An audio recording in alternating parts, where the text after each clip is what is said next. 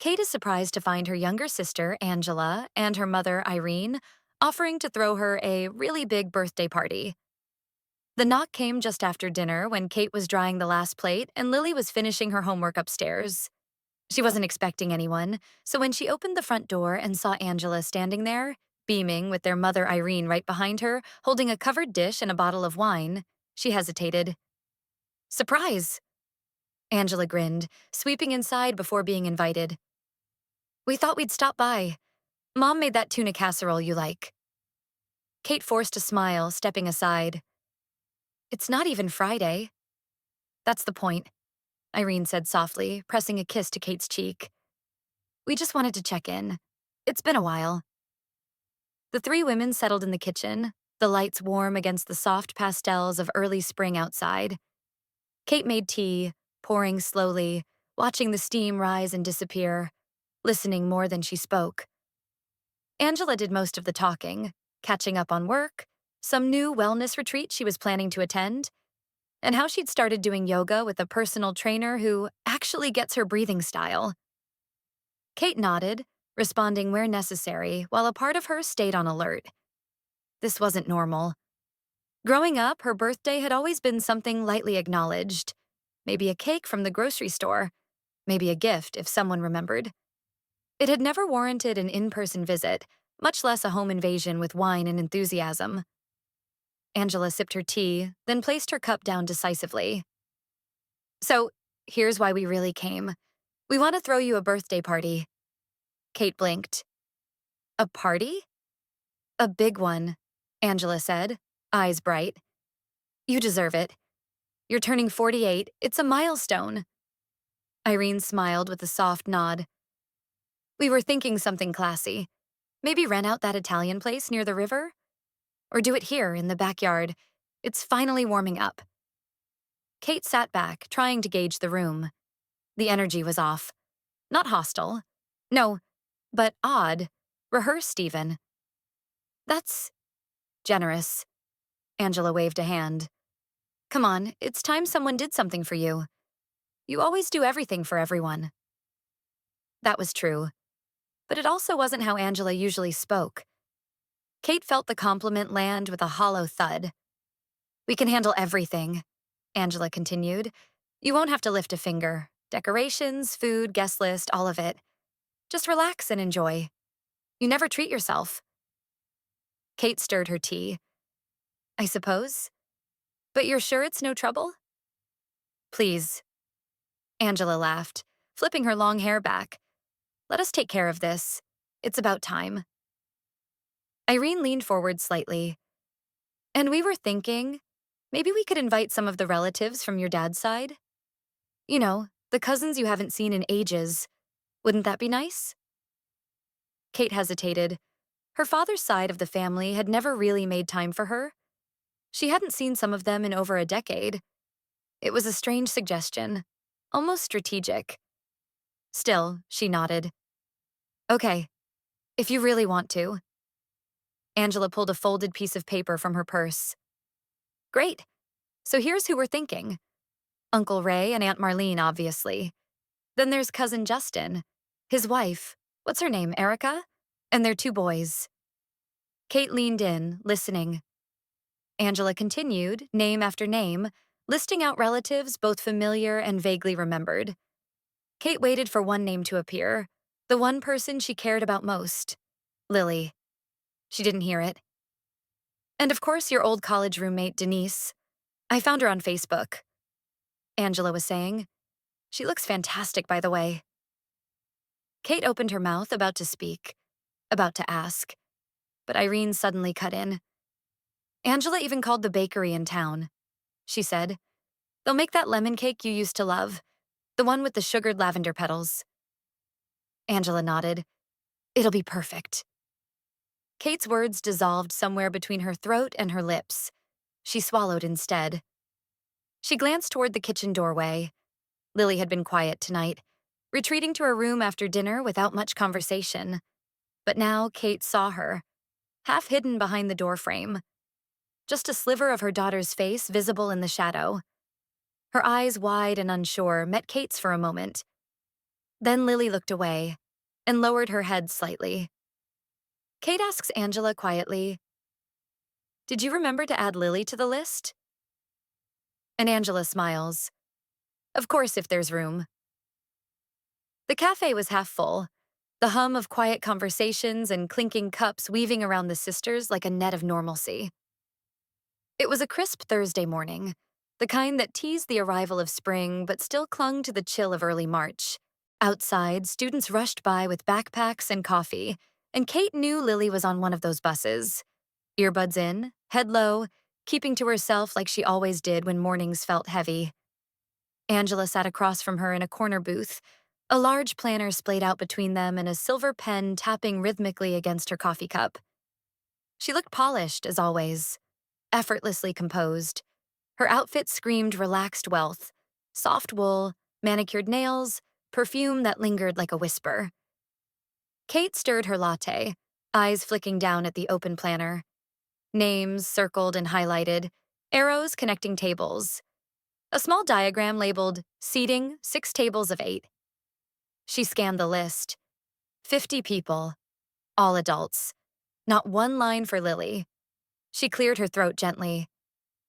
"Did you remember to add Lily to the list?" Angela didn't look up. Her pen paused for half a second, then moved again. "Of course," she said lightly, smiling. "If there's room." The words slid out so easily, so casually, that Kate wasn't sure she'd heard them right at first. She blinked slowly. "If there's room?" she echoed. Angela sipped her drink. "You know how these things go. 50 is already pushing it with the restaurant's private room. And it's a grown-up event. Cocktails, speeches." "She's 16, Kate said, barely above a whisper. Angela looked at her then, calm and blank-eyed. "Exactly." For a moment, silence took up the rest of the booth. The waitress came by, dropping off a basket of mini croissants with a polite smile neither sister returned. The clink of plates faded back into the room's warm background noise. Kate shifted in her seat, her hand curled around her cup, knuckles pale. "Lily is a part of me," she said. Angela's expression softened into something falsely understanding. "I know that. Of course she is. But not everyone's comfortable with having a teenager around. There'll be wine. Some people might want to cut loose." Kate stared at her. "She's not going to ruin anyone's fun, Angela. She's my daughter." Angela gave a small shrug, still smiling. "I'm just trying to make this elegant, classy. It's a celebration of you, Katie. You deserve to shine without distractions." Without distractions. Kate's gaze dropped back to the list. 50 names. None of them were Lily. And suddenly, like a breath of memory she hadn't meant to summon, she was back in Lily's 5th grade year, sitting by the phone, waiting for a birthday RSVP that never came. Angela had promised she sent it, claimed it got lost. Kate had believed her then. But now? Angela reached for her purse. "We can talk about this later. We still need to go over the menu. I'm thinking a lemon risotto starter, maybe lamb shanks for the entree? Something a little more sophisticated." Kate said nothing. Her eyes no longer soft, no longer searching. By the time they parted, Kate was quiet in a different way. Angela kissed her cheek and walked off with a wave. Kate stood still on the sidewalk outside the cafe for a long time, watching the morning light stretch across the concrete like a question with no answer. That afternoon, as the sunlight slanted into the house and filled the living room with golden hush, Lily appeared at the doorway. She was holding her phone, looking uncertain but hopeful. "Mom," she said, "what should I wear to your birthday party?" Kate opened her mouth and couldn't answer. 3 days before the party, Kate discovers that Angela has sent out invitations to the guests, and none for Lily. It was past 10 when Kate finally sat down at the dining table, alone in the quiet house. A half-finished mug of chamomile tea cooled beside her, and the glow of her phone screen was the only light in the room apart from the lamp over the stove. Lily had gone to bed early after a long day at school. Kate could hear the faint hum of music drifting from her daughter's room, soft and muffled by the walls. It was one of those nights when everything felt still. too still, like something just beneath the surface was waiting to rise. She was folding tissue paper into a small box, wrapping a bracelet she'd bought from a local artist. It was for a charity auction, something she'd been doing each year around her birthday instead of gifts. A way to mark the day quietly, to give meaning to it without fanfare. But her hands moved slower than usual tonight. Her thoughts kept circling back to that cafe meeting, to Angela's planner, to the look in Lily's eyes when she'd asked about the party. Out of habit, she tapped open her social media feed and began to scroll. Harmless distraction, she told herself. But a few swipes in, her heart skipped. A cousin, Monica from her father's side, had posted a photo. A sleek digital invitation with floral accents and gilded script. Celebrating Kate, a garden evening of wine, laughter, and love. The guest list was in the caption. Kate read through it once, then again. Every name was accounted for. Every aunt, every distant cousin, even Angela's yoga instructor, apparently. But not Lily. Nowhere. She stared at the screen, her breath catching. It was one thing to overlook, another to erase. Her fingers hovered for a moment, then tapped out a message to Angela. Hey, saw Monica's post. Can you send me the final guest list? Want to make sure Lily's included. No response. 5 minutes passed. Then 10. Kate reread the message, as if that might change the outcome. She typed a second one, shorter this time. Just double-checking. Lily's on the list, right? Still nothing. She locked the phone and set it face down, then picked it back up, unlocked it again. Still no dots, no reply. A soft creak made her look up. Lily stood at the hallway's edge in an oversized hoodie, hair falling into her eyes. Can't sleep? Kate asked gently. Lily shook her head. She walked over and sat down across from her, resting her elbows on the table. There was a tightness in her shoulders in the way she picked at a loose thread on her sleeve. I saw Aunt Monica's post, she said quietly. Kate's stomach turned. I didn't see my name, Lily added. Her voice was so soft it almost dissolved into the night. Kate reached for her hand, but Lily didn't move. You told me once, Lily continued, that Angela just forgets things, that she doesn't mean it. But I think she doesn't like me. I think she hasn't liked me for a long time. Kate's throat tightened. The room suddenly felt smaller, the air heavier. She treats me like I'm temporary, Lily said, still not looking up. Like I'm not really part of it. Kate wanted to say something, anything to counter that, but the words didn't come. She could only hold her daughter's gaze, feel the weight of years she thought were behind them return all at once. I don't think I'm going, Lily whispered. To the party, I mean. It was the first time she had spoken with such certainty, with no trace of a question or plea. Just the raw truth of a 16-year-old who understood more than anyone gave her credit for. Kate nodded slowly, blinking back the sting in her eyes. Okay, she said. You don't have to. Lily got up without another word and padded back down the hallway, leaving Kate in the half-dark with her phone, her tea, and a knot growing in her chest. The screen lit up. A text from her mother. Don't let the adoption thing mess up your birthday. On the day of the birthday party, Angela proactively posts a photo online with the caption, Only the closest family. The lights from the garden restaurant glowed like fireflies caught in the early evening mist. Soft jazz floated on the breeze, the clink of glasses and laughter weaving through the hedges and floral arches like it belonged in a movie. Kate stood at the edge of the gravel path, her heels sinking slightly into the ground. She tightened her grip on Lily's hand. Lily looked beautiful, elegant in a soft lilac dress that matched the little silver earrings Kate had given her last Christmas. Her hair was tucked back neatly, her eyes shy but hopeful as they scanned the entrance to the venue.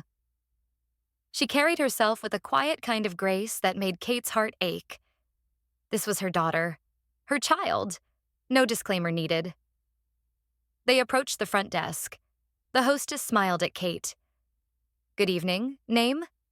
"Kate Rowan," she said. The hostess glanced down at the list, finger tracing the names. Kate added, "And this is my daughter, Lily." The hostess looked up, hesitating. Then politely, too politely, she said, "I'm sorry. I don't see a Lily on the list." Kate blinked. "She's my daughter." "I understand, ma'am, but I was instructed to only allow the names here." Behind them, the laughter grew louder. Someone popped a cork. Kate felt Lily's hand tense in hers. Angela appeared like a shadow dipped in gold. She wore a satin dress, her smile as bright as the chandeliers strung from the trees. "Oh no," she said, drawing out the syllables in mock dismay. "There must have been a mix-up. You know how event planners are." She turned to the hostess. "It's all right, but really it's been a long day. Lily might be more comfortable at home, don't you think?" She tilted her head toward Lily, voice sugar-coated. "She gets overwhelmed in crowds, right?" Kate stared at her sister. Angela wouldn't meet her eyes. Gerald came up next, wearing his usual semi-formal blazer and that faint smell of cologne he overused. He looked at Lily and then away. Said nothing. Irene stood behind him, wine glass in hand, mid-laugh with another guest. She didn't even notice they were there. Kate swallowed hard. "We'll be leaving." Angela reached out as if to stop her, but Kate took a step back, tightening her hold on Lily's hand. They turned and walked away from the lights, the clinking glasses, the curated perfection of it all. Behind them, laughter spilled through the hedges. It sounded sharper now. Too loud.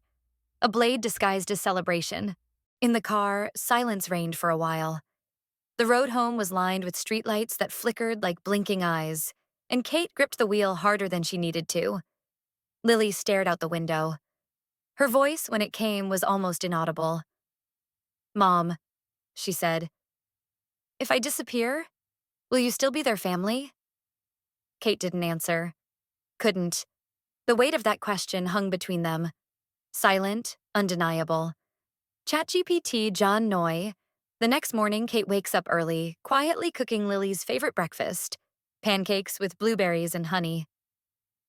The kitchen was still cool from the night before, and the scent of freshly brewed coffee mingled with the faint sweetness of blueberries simmering in a small pot on the stove. Kate stood in front of the skillet, watching the batter bubble as the pancake rose slowly, evenly. The early morning sunlight poured in through the windows, casting soft golden patches on the counter and dining table. It was peaceful. For once, that peace didn't feel like a lull before the next disappointment. It felt earned. She flipped the pancake and glanced toward the hallway. No movement yet? Lily was probably still curled up in bed. Kate smiled faintly and went back to the stove. The familiar rhythm calmed her. Cooking had always been a way to steady herself, to give love in quiet ways. She thought back to the first morning after Lily moved in. The girl had been so small then, her face both hopeful and wary, eyes flicking around like she was afraid any moment someone might send her away. Kate had made pancakes then too, an impulsive choice, but Lily's cautious grin after the first bite had made her heart ache. That same ache lingered now, but it had hardened into something sharper. Determination, maybe, or clarity. She plated the pancakes, drizzled honey in slow circles, and placed them gently on the table. Then, with her coffee in hand, she sat down at the kitchen island and opened her laptop. Her inbox was already cluttered with party photos, forwarded emails, and half-hearted apologies. None of them mattered. She scrolled past them and opened a blank message. Subject: Asset transfer to Marcus Weller, Esca. "Dear Marcus," she began, "I'd like to initiate a full transfer of my financial assets, including the savings account, bonds, and property title, into my daughter Lily's name. Please let me know the steps and documentation needed. No co-signers, no exceptions." She read the email twice before clicking send. It felt like something had shifted the moment she did. A small but irreversible detachment. Next, she picked up the phone and dialed the bank. After verifying her information, she asked to cancel the automatic transfers to her parents' account. No more allowances, no more support disguised as emotional blackmail. "Yes, I'm certain," she told the banker, her voice firm. As she ended the call, footsteps padded softly into the room. Lily appeared in the doorway, hair tousled, wearing an oversized sweater with sleeves past her hands. She rubbed one eye and looked around, blinking in the light. "You made pancakes?" she asked, her voice still morning rough. Kate nodded. "With blueberries and honey." Lily smiled sleepily and sat down. After a few bites, she set down her fork and reached across the table. Her fingers wrapped around Kate's wrist. "You don't have to avenge me," she said. "Just don't leave me." Kate blinked fast, biting the inside of her cheek. She set her coffee down slowly, turned her hand over, and held Lily's in return. "I won't," she said. Then more firmly, "From now on, no one will be able to leave me out." I promise. They sat there for a long moment. Two people against the noise of a world that had always made them feel like afterthoughts. But no more. A knock on the door startled them both. Kate stood, wiped her hands on a towel, and opened it to find Mrs. Ruth, their elderly neighbor, holding a small envelope. "Just wanted to drop off a little birthday note," she said with a warm smile. "And tell Lily those flowers she planted are starting to bloom." Kate thanked her softly. Lily waved from the table. For the first time in a while, the morning didn't feel heavy. As she closed the door and turned back toward her daughter, her phone buzzed. Angela. Kate let it ring once, twice, then answered. "Well?" Angela's voice was as saccharine as ever. "Aren't you dramatic? Storming out over a child. You're so mean to leave a party because of her." Kate didn't reply. She didn't hang up either. She just let the silence answer for her. Kate sits alone in her office, looking at the financial statement she secretly requested from the bank. The beneficiary name is not her. The soft hum of the printer filled the room, blending with the muffled sounds of late afternoon traffic outside the window. Kate's fingers hovered over the printed pages, her eyes scanning line after line of sterile numbers, account summaries, and transfer records. The golden light filtering through the curtains did nothing to warm the chill that settled into her bones. Her name was there, on the cover letter, on the party proposal, in the section marked Event Sponsor. But when she reached the section titled Authorized Recipient, it was Angela's name that stared back. Angela Marie Rowan, beneficiary. Kate leaned back in her chair, the leather groaning slightly beneath her weight. She pressed a palm against her chest, as if the gesture could stop the slow, suffocating anger from building. Her sister hadn't just excluded Lily from the party. She had used Kate's name to receive funding, legally binding grants, from a charitable arts organization that supported inclusive family events. Inclusive. The irony twisted deep. She picked up the phone and dialed the bank contact she'd spoken to once before. "Ms. Rowan," the woman answered warmly. "Back so soon?" "Yes," Kate said, her voice tight but even. "I just need clarification on one line here. Page 4, transfer dated February 15th. Who initiated it?" "One moment," the woman said, typing in the background. "Ah, that was authorized using an access token tied to Angela Rowan. Secondary approval from a digital signature. Yours." Kate felt the weight of that word. Digital. She'd never seen that form.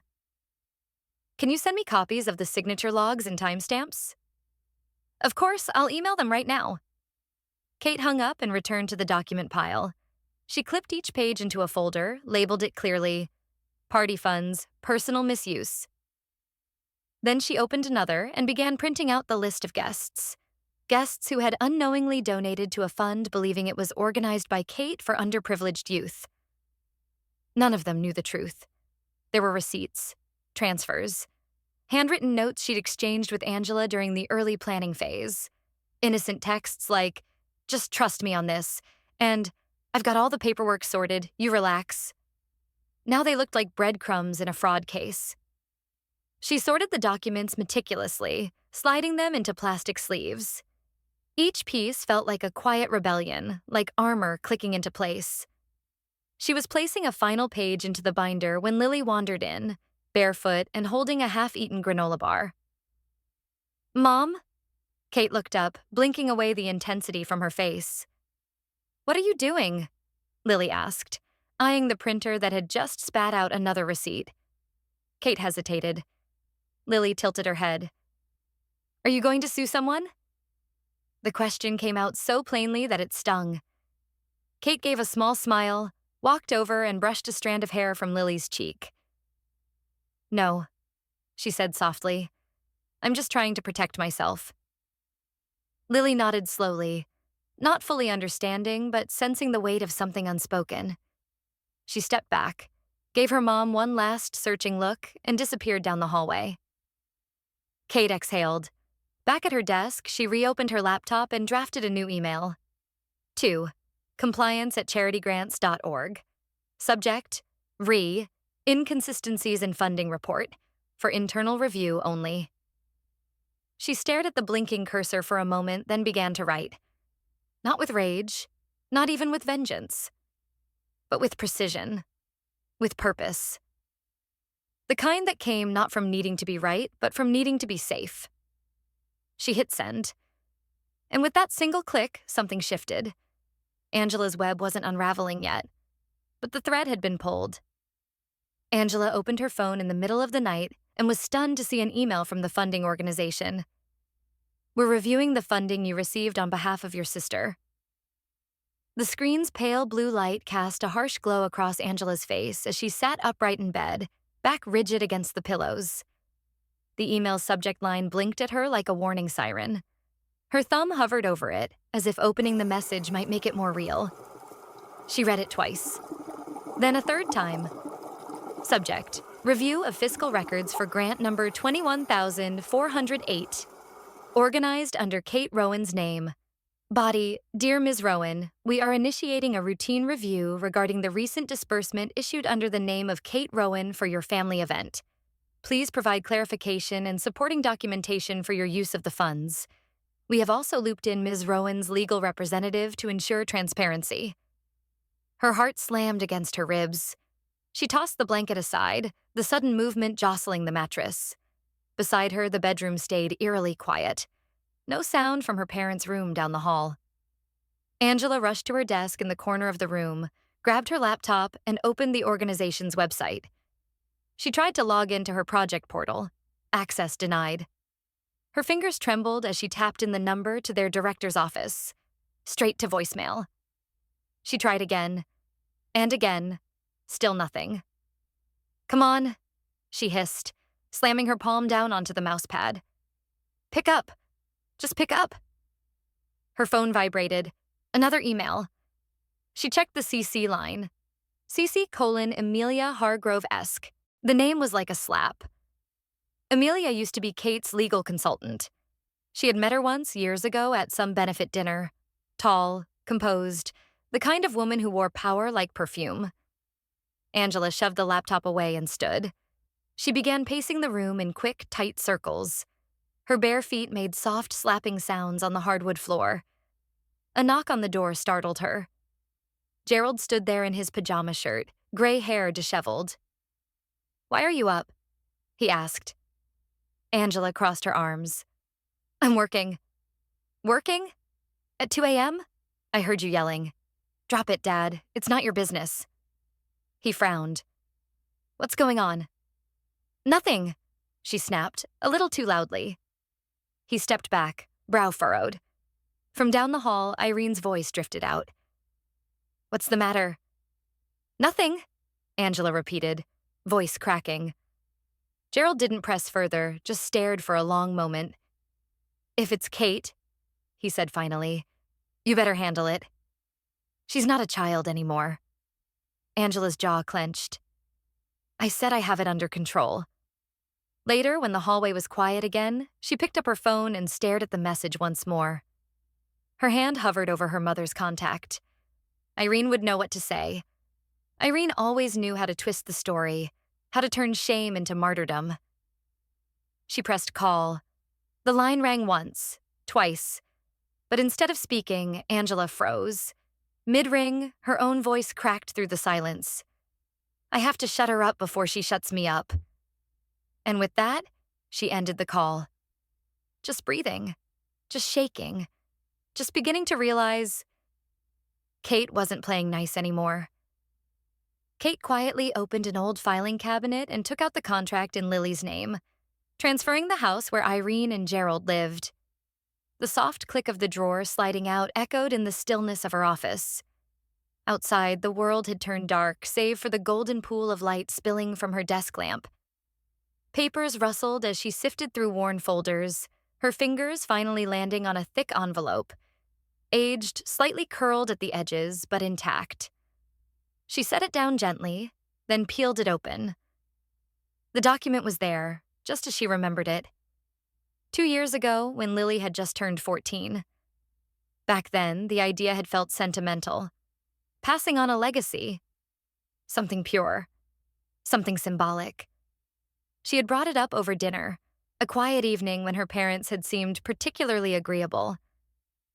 I'm going to transfer the house to Lily, she had said, tentative. Are you okay with that?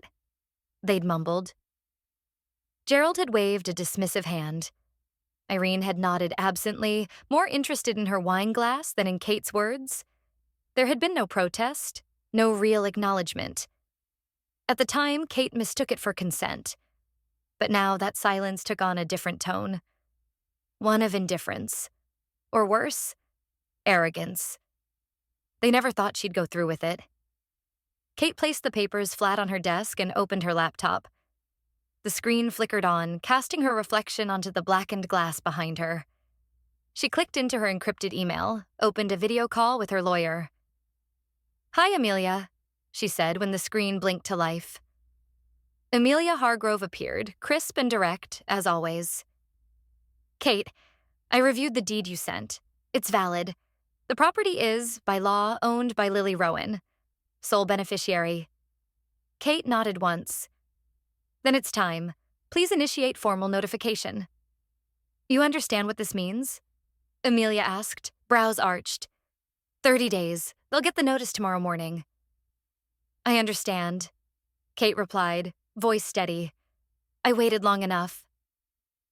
As Amelia confirmed the next steps, a sound at the door made Kate turn. Lily stood there, one arm wrapped around her math textbook, eyes wide but quiet. Mom, she said softly, do you regret letting them stay there? Kate exhaled. The question landed in the space between them like a stone dropped into still water. She stood, walked over, and brushed a hand through Lily's hair. I thought I did it to preserve the relationship, she said. Now I see. Not everyone deserves to stay. Lily nodded, understanding more than a 16-year-old should have to. Later that night, after Lily had gone back to studying, Kate refreshed her inbox. New email. Subject, Notice of Ownership Enforcement. From Amelia Hargrove, Esker Body. Notice sent. The current occupants have 30 days to respond. Kate leaned back in her chair, not smiling, not frowning, just breathing. The wheels were now in motion, slow but unstoppable. Not with fury, not with noise, but with facts, papers, signatures, unshakable truths that no one could twist. ChatGPT Junnoy. Under the late morning sun, Gerald's slippers scuffed against the tiled hallway as he opened the front door. The soft breeze of spring didn't calm the thunder gathering behind his eyes. There, on the porch, lay a thick, cream-colored envelope, crisp and clean, bearing the seal of Hargrove and Associates. He picked it up. Heavy. Legal paper. Real. His breath hitched. What is it? Irene called from the kitchen, her voice laced with suspicion. When he didn't answer, she emerged, drying her hands on a towel. The moment she saw the envelope in his hand, her eyes widened. That's from a law office. Gerald ripped the flap open with trembling fingers. As he read, color drained from his face. This is a notice of property transfer enforcement. What? Irene snatched the papers, her own breath growing shallow. This can't be right. This is our house. We've lived here. It's not ours, Gerald snapped. It was never ours. She gave it to that girl. Don't say that, Irene hissed. Not like that. Gerald's hands were shaking now. He reached for the phone, punched in Kate's number. Stop, Irene said firmly, grabbing his wrist. Don't you dare call her with that tone. He yanked his arm away but didn't dial. Instead, he paced, muttering, A daughter will never get her house back? That's what I said. That's what I believed. Upstairs, Irene's phone buzzed. She darted to it, eyes scanning the screen. Angela. She picked up. Mom? Angela's voice was clipped, high-strung. I'm being investigated. I got an email from the foundation. Fraud, Mom. Forgery. They've frozen everything. They think I faked your signatures, your funding request. You what? Irene's voice trembled. I didn't fake anything. I just streamlined it. But now they've suspended me. I'm being reviewed. Mom, you and Dad are about to be kicked out of the house. In that instant, Irene realized the scaffolding of control they'd built over years. Tight smiles, manipulations, veiled barbs. All of it was cracking under pressure. On Gerald's phone, a new email appeared. From Kate. No subject line, no flourish. Just an attached contract and a single sentence. I warned you. He stared at it, lips twitching. Angela screamed on the phone. What is she doing? What kind of person kicks out her own parents? She's not the same girl anymore, Irene whispered. Angela's voice, reduced to static panic, broke through again. I called the foundation back. They said the report was triggered internally, from someone with proof. Gerald sank into the armchair, the envelope still in his lap. His hands now felt cold. He looked up slowly, voice low. He prepared this all along? The silence that followed was heavy. There were no pictures to tear down, no shouting to drown the truth. Only the sound of the clock ticking toward eviction and consequences finally knocking. The lake was still, its surface painted with early morning mist and a few ripples from the quiet wind. Kate stood at the edge of the dock, her hand gently wrapped around Lily's. The wood beneath their feet creaked faintly, but neither of them moved. We're about to start a new chapter, Kate said softly, her voice steady but full of something deeper. Release. Lily turned toward her mother, her dark hair fluttering gently around her face. She didn't reply, but her fingers curled more tightly into Kate's. It had been a long week. Paperwork, silence, severed ties. And yet, this morning didn't feel heavy. Not anymore. The wooden cabin behind them, tucked under a canopy of green pines and warmed by the morning sun, was simple but peaceful.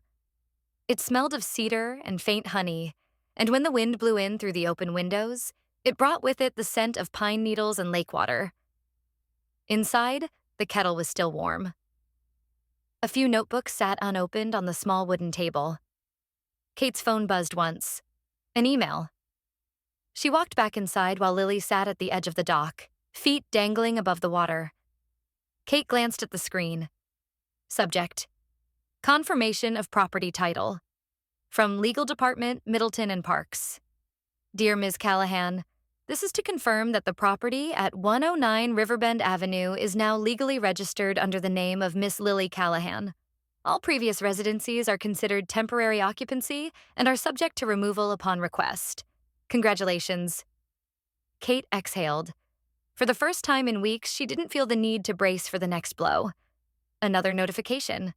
Subject: No subject from Angela Callahan. I have nothing left. Don't be cruel, please. Kate stared at the screen. There was no apology, no ownership, just desperation. She moved her thumb toward the reply button, and then shifted. Delete. It was done. She opened the back door again and returned to the dock. Lily looked up at her, brows raised. Kate didn't say anything right away, just sat down beside her and let their shoulders touch. Lily leaned into her gently. I don't need anyone to admit that I have a place, Kate said, brushing a loose strand of hair behind Lily's ear. Mom will always save a place for me. Lily smiled. Small, honest. Not a grin, but a quiet acknowledgement that she felt safe. They sat like that for several long moments. A few ducks passed by in the distance, the sky grew bluer, and the morning unfolded without rush or wait. Then came the sound of tires on gravel. Lily turned. A familiar old sedan pulled up beside the cabin. Mrs. Ruth stepped out, bundled in a long knitted shawl and holding 2 steaming cups of hot cocoa. "Well," she said as she approached, a smile lighting up her face. "I figured you two could use something warm before breakfast." Kate stood and met her halfway, accepting the cups with gratitude. "Thank you," she said, and her voice cracked just slightly. Mrs. Ruth didn't ask questions. She just nodded, then turned to Lily. "You like extra marshmallows, don't you?" Lily grinned, her eyes soft. "I do."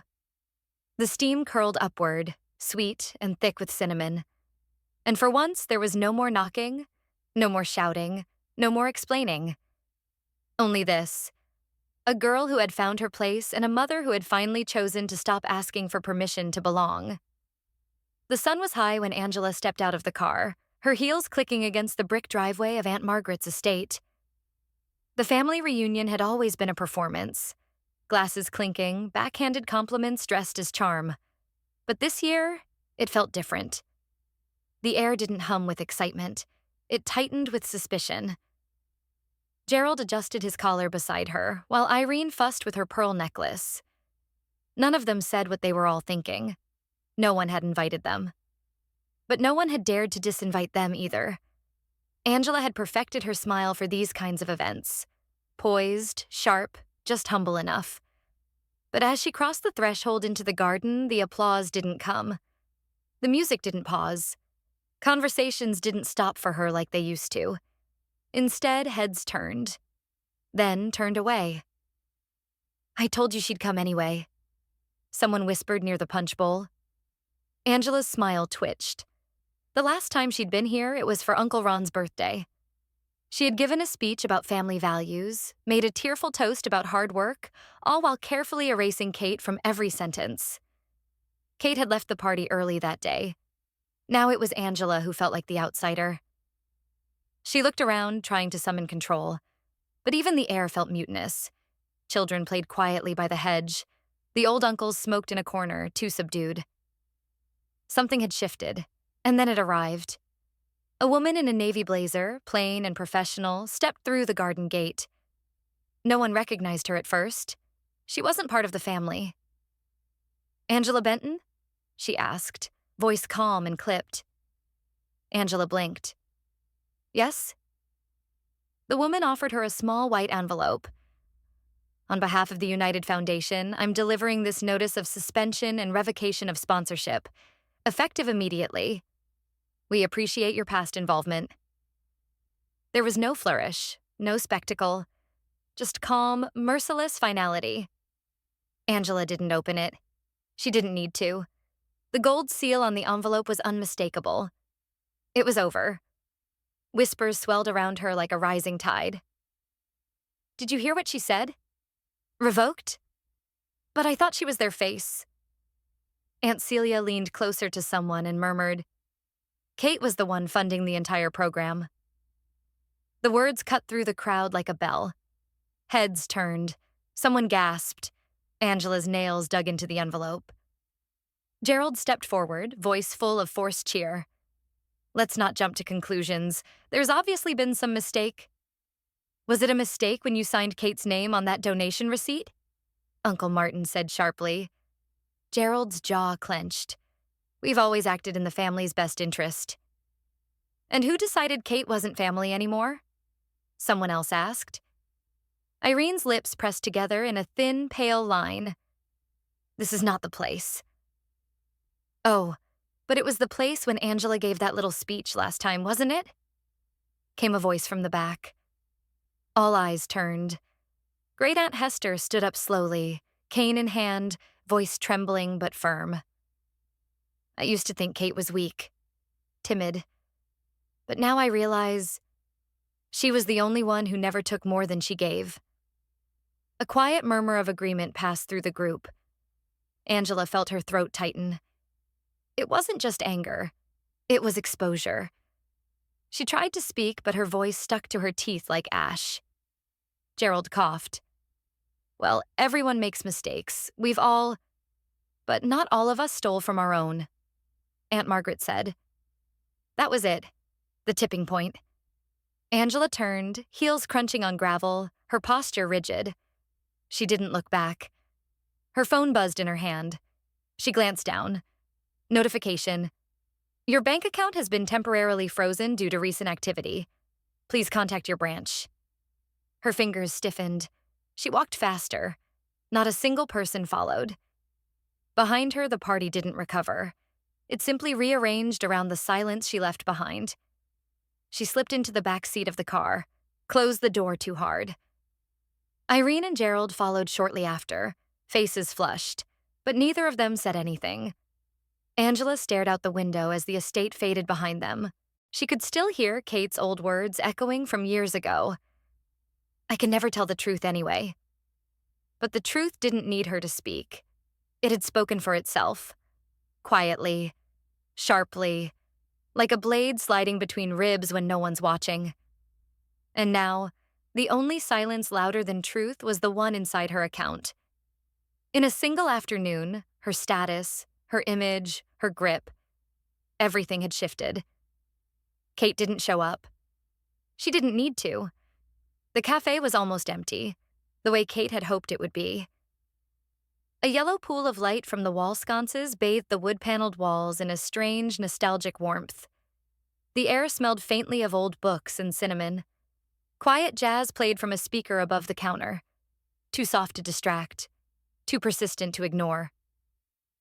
She sat at the farthest booth, back to the wall, eyes on the entrance. Gerald arrived late. He walked in with the same cautious weight he had the last time she saw him.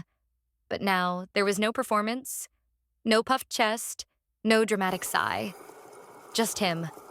A man who looked like he hadn't slept in days. His eyes found hers immediately, and they didn't accuse. They surrendered. He sat across from her without a word. When the waiter approached, Kate waved him off. For a long moment, they said nothing. Then Gerald exhaled slowly, eyes still fixed on hers. You won. Kate didn't flinch. This was never a game. He gave a bitter chuckle, low and humorless. Could have fooled me. The overhead light cast long shadows beneath his eyes. He looked smaller in the booth, like someone who had spent too long pretending to be larger than life. She waited. I came to say... He rubbed his temples. I didn't mean for it to go that far. With the signature, the foundation, I needed the money to stay afloat until Angela found her footing. Kate folded her hands on the table. So you used mine. It wasn't malicious, he insisted. It was survival. Kate raised an eyebrow. And I wasn't surviving? Silence. He stared at the salt shaker between them like it held the right answer. I didn't think you'd care, he muttered. I know, she replied. You thought I'd be silent, like I was as a child, like Lily was when Angela took her place. That landed. His shoulders dropped. I wanted stability, Gerald said finally. That's it. I wanted predictability. Angela, she listens. She doesn't question. She fits the picture. Kate's jaw tightened. She's easy to control. He didn't deny it. And you, she said evenly, are easy to sacrifice. The words hit like stones, but he didn't argue, maybe because he knew she wasn't wrong. He looked older now, not just tired, but worn, stripped of certainty. I don't hate you, Kate said. His eyes flickered. Then why? Because I have a daughter now, and I will not let her grow up thinking she has to earn love through obedience. Gerald's gaze dropped. I just need a few more months at the house. I can't afford... No. He looked up, startled. No, she repeated. The documents are with the notary. All I need is your signature. He stared at her like she'd just thrown him into open water. Kate reached into her coat and placed a thick envelope on the table. Inside are the records of what you forged. Emails, transfer logs, confirmation receipts. I haven't released them. Yet. His breath hitched. I'm offering you a choice, she said. Sign the property release, and I won't make it public. His hand hovered over the envelope. In the corner, the waiter paused mid-wipe of a table, sensing something too quiet to be ignored. Gerald picked up the pen beside the folder. Then he paused. He stared at it, twirled it once between his fingers. Then slowly, deliberately, he set it down. I always told myself you were too much like your mother, he said softly. Too proud, too sharp. Kate didn't blink. But now I see, he continued. You're exactly like her. She once gave me the same look you're giving me now, like she'd rather be alone than chained to someone small. He leaned back. Do you want to know what she walked away from? No, Kate said gently. I want you to walk away now. Gerald laughed under his breath. You don't even want the truth? I already have it. His face fell. Kate, she left me, with you. Kate's voice was quiet but steady. And you passed the wound forward. I won't. He blinked. A thin sheen of moisture blurred his eyes. I'm not angry anymore, she said. But I'm not here to absolve you. I'm here to protect what's mine. He didn't move. You've spent your life looking for someone you could manage, she added. But no one ever managed you, did they? Not even her. He reached for the pen again, but this time only held it. She said you'd grow up to make enemies, Gerald murmured, because you always wanted clarity more than comfort. Kate stood slowly, gathering her coat. She was right. Then she nodded toward the folder. You can sign it, or don't. Either way, the locks change tomorrow. She turned and walked toward the exit, never looking back. Behind her, Gerald remained seated in that amber booth, a man finally forced to face a truth he had buried under years of control and fear. The waiter glanced at him, unsure whether to approach or not. Outside, the night had cooled. The breeze kissed Kate's cheeks as she stepped onto the sidewalk. The world looked cleaner somehow, less tangled. She didn't bring Lily to this meeting, not because she was hiding her, but because she no longer needed proof of what she was worth. She had already reclaimed it. ChatGPT, Janoi, Fong Cho Im Hon Tuong Le. Not silent, but lacking that familiar buzz that had always greeted Angela when she walked in. Heels tapping confidently, blazer pressed, eyes hidden behind designer sunglasses. Today, there was no nod from the receptionist. No, good morning, Miss Benton? Just a pause. A glance, then silence. Angela hesitated. She straightened her blouse, ignored the chill creeping into her spine, and headed toward the elevators. The ride to the 12th floor was slow. Too slow. Each ding felt like a warning. When the doors opened, everything felt wrong. Her nameplate, once gleaming gold on a frosted glass office door, was gone. Just a faint outline remained, as if someone had scrubbed her from the company like a smudge. The email on her phone no longer loaded. She refreshed. Nothing. Server not found. She turned sharply. Tom? She called to one of the junior associates walking by. He flinched. Angela. Ms. Benton, I think you should talk to HR. Angela's breath caught. Excuse me? But he was already walking away, his face pale, his steps quick. Inside her former office, now empty save for a legal folder on the desk, sat a woman in a dark suit. Next to her stood someone from HR. Angela recognized neither of them. Angela Benton? The suited woman asked. Angela lifted her chin. Yes. I'm here on behalf of the board. This is your formal notice of termination, effective immediately, for breach of professional ethics and misuse of donor-aligned funds. Angela laughed. Excuse me. The woman simply opened the folder and slid a sheet across the desk. The investigation concluded last week. You are no longer permitted access to company systems or facilities. Please leave all identification and property here.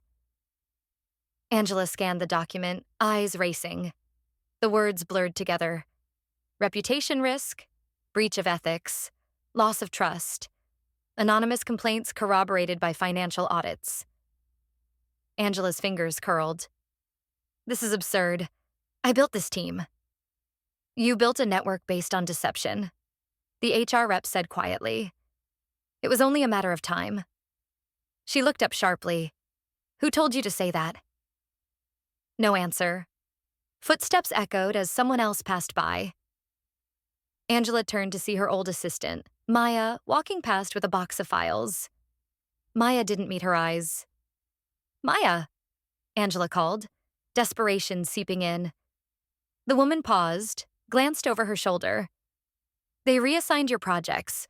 I'm just organizing the files. Angela stepped closer. You of all people should know what I did for this company.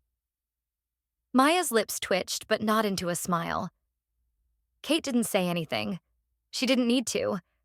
We saw it, eventually. And with that, she walked away. Angela turned back to the office. Her voice was thin now. I want to speak to the CEO. You were removed from the internal directory last night, the legal woman replied. He has no further comment. Cold. It was all cold.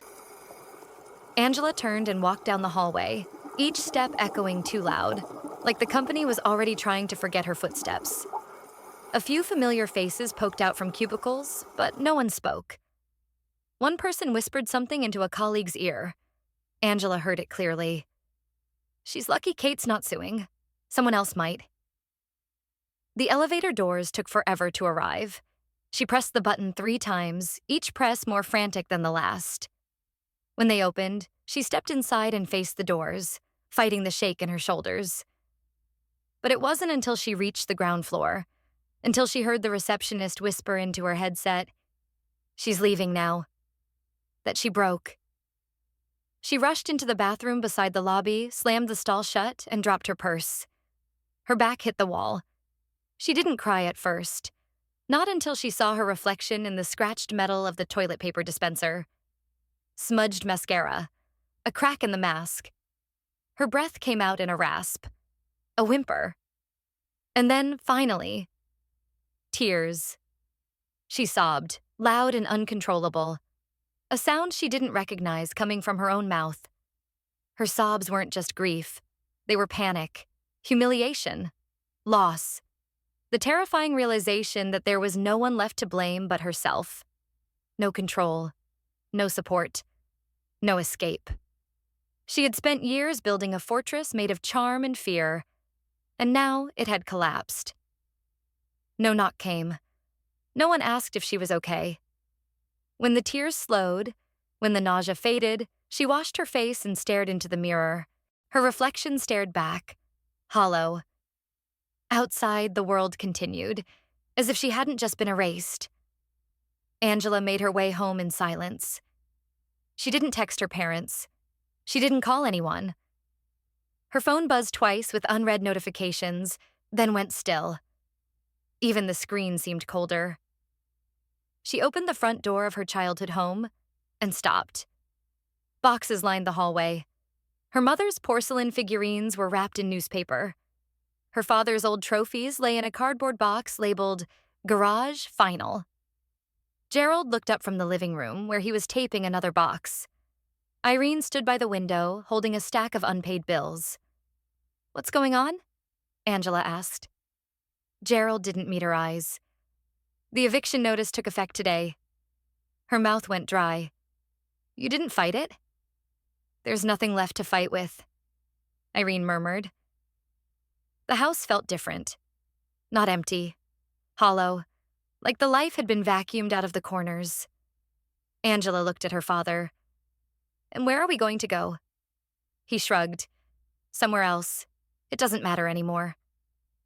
She opened her mouth to argue, but no words came. There was nothing to defend. No more titles, no more curated image. Only boxes, consequences, and silence. For years, she had convinced herself she was untouchable, that she had Kate under her thumb, That power was permanent. Now, the thumb was gone. And all that remained was a house with no name, a future with no floor, and a nameplate that had been peeled off like it never mattered. The neighborhood felt like it had pressed pause on the world. Narrow sidewalks lined with wildflowers, wind chimes swaying from porches, a cat napping on the roof of an old pickup truck that hadn't moved in years. The houses weren't grand, but every window had curtains and every fence had character. Kate held Lily's hand as they walked up the gravel path to a small yellow house with chipped paint and flower pots along the railing. The door was already ajar. "Kate?" A voice called from inside, thin and warm like old music. Kate smiled. "It's me, Miss Evelyn." The old woman stepped into view from the kitchen, her hair white and tied back, her cardigan buttoned askew. She opened her arms without hesitation. "My goodness, you've become your mother. You carry the same kind of silence." Kate embraced her gently. "I brought someone with me." Lily stepped forward shyly. Miss Evelyn bent down. "You must be Lily. I saved the blue chair just for you." They stepped into the kitchen, where 2 chairs sat side by side at the small round table, mugs already waiting. A 3rd chair rested by the window, empty but polished. "You always set 2 places?" Kate asked, settling in. Miss Evelyn smiled without looking up from the kettle. "Always, old habits. My husband used to say every kitchen should expect company, even if it doesn't get any." Kate glanced around. Everything was smaller than she remembered. The floral curtains, the ticking clock. But the warmth, somehow it hadn't aged. Lily wandered into the backyard, where a few local kids were playing with sticks and makeshift chalk games. In moments, she was giggling. Fully, freely, as if nothing had ever bruised her spirit. Miss Evelyn poured the tea and handed Kate a cup. "You're not here to tell me anything. You're here to remember." Kate didn't respond immediately. She watched Lily through the screen door. "I thought," Kate began slowly, "that once it was all over, I'd feel triumphant, that reclaiming what was mine would come with joy." Miss Evelyn stirred her tea. "And?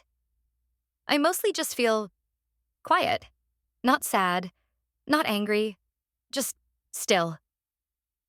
The old woman reached across the table and gently touched Kate's wrist. "Justice isn't about winning, Kate. It's about being able to stand up, look back, and not flinch. You did well." Kate's eyes stung, not from pain, but from release. No one had ever said that to her before. Not plainly, not kindly. "I didn't forgive them," Kate said, voice barely above a whisper.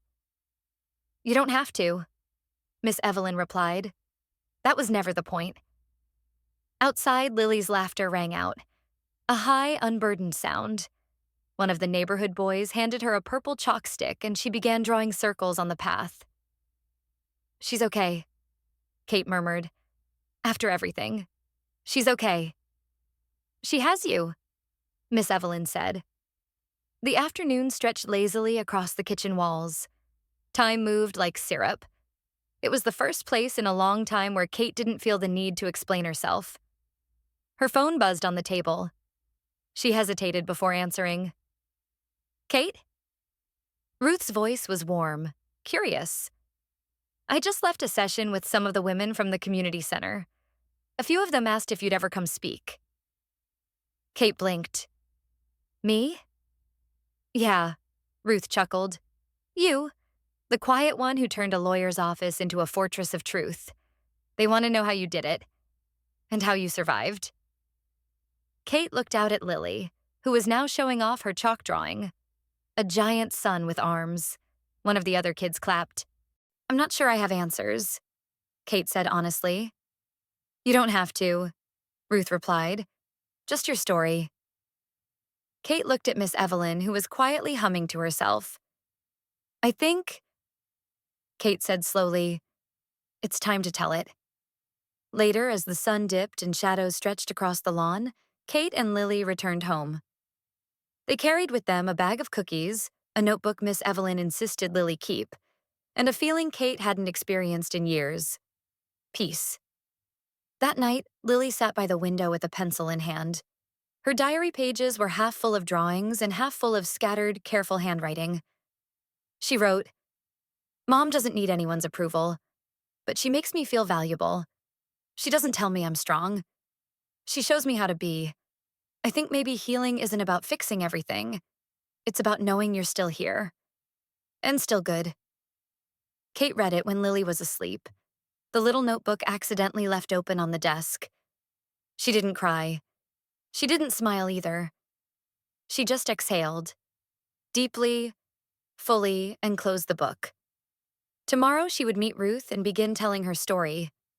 Not for revenge, not even for validation, but because some truths, once quiet, deserved to be heard.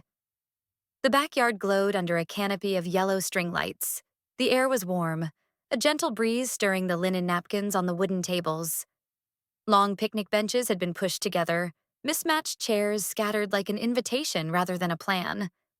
Flower pots lined the fence, filled with marigolds, mint, and the stubborn violet Kate had rescued last spring. It had been exactly a year. Kate stood at the edge of it all, watching. The sound of laughter bubbled from the far end of the yard, where Lily was showing Grandma Ruth how to frost a cake. The frosting was uneven, pink, and lopsided, but Lily beamed like it was perfect. It was perfect. In the center of the table, a single candle flickered from a lemon chiffon cake. 47. A number that once felt heavy now felt earned. Kate wasn't one for parties, but this wasn't a party. This was a gathering. A woman from the neighborhood, Marisol, handed out drinks. She used to be one of Angela's side project victims, talked down to in every meeting. Tonight, she wore earrings that caught the light in a wide, calm smile. Beside her sat Danica, a former co-worker of Kate's, and beyond her, Miss Evelyn from the little town, cardigan sleeves rolled up, holding Lily's diary like scripture. Kate tapped her glass lightly. The sound rang once, then faded into a hush. "Before we cut the cake," she said, "I'd like to read something." Lily scampered over, cheeks flushed.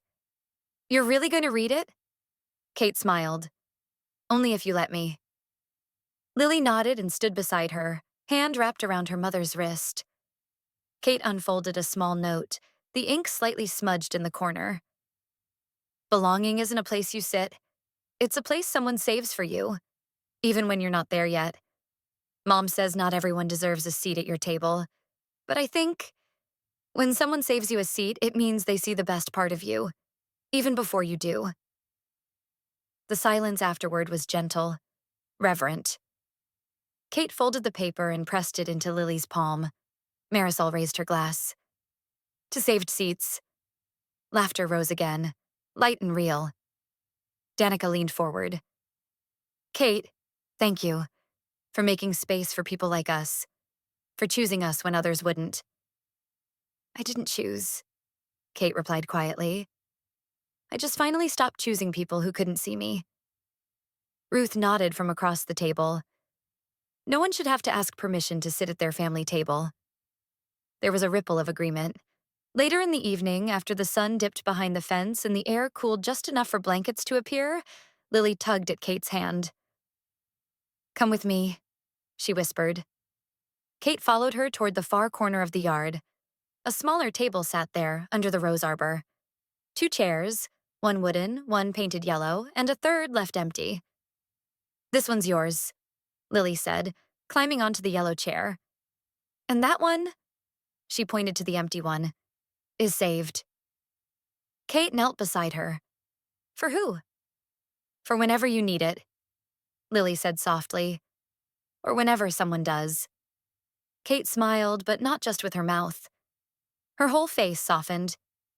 She leaned down, brushing a lock of hair behind Lily's ear. "This is your seat? Forever." Lily swung her legs.